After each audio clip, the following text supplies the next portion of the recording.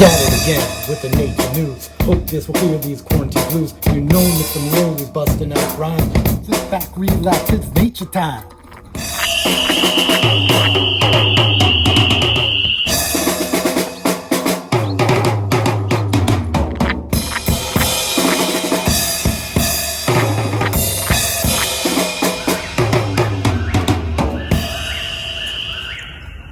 So Mr. Kelson sent me this video last night, wondering what this sound was.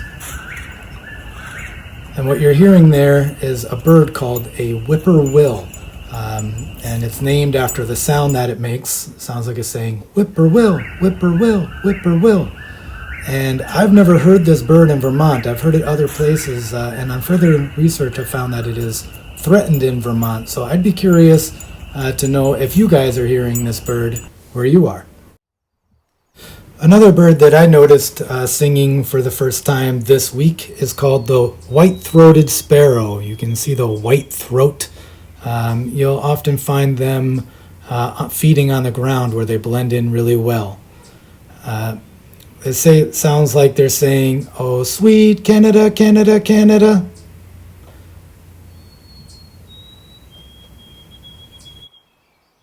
Ms. Rampone sent me this picture of her bluebird box. Her husband held the camera up to the hole and noticed that there's 5 eggs in there. So as Ms. Rampone said, these bluebirds have been very busy.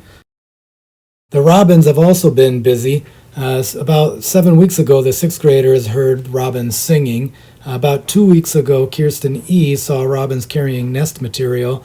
And just this week, Ms. Rampone found this robin nest with 1 single egg in it. In domestic bird news, Ms. Rampone has a chicken that's been sitting on some eggs which hatched a few weeks ago.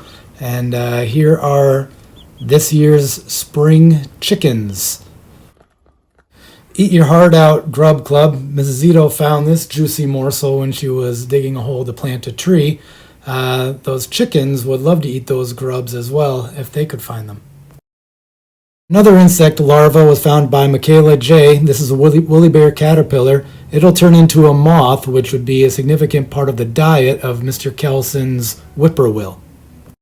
Speaking of food, the Juneberries are beginning to flower. If you look in the woods and you see white trees, those are probably Juneberry trees with their flowers on them. And when they fruit, we'll be able to eat them. They're also known as sugar plums or service berries.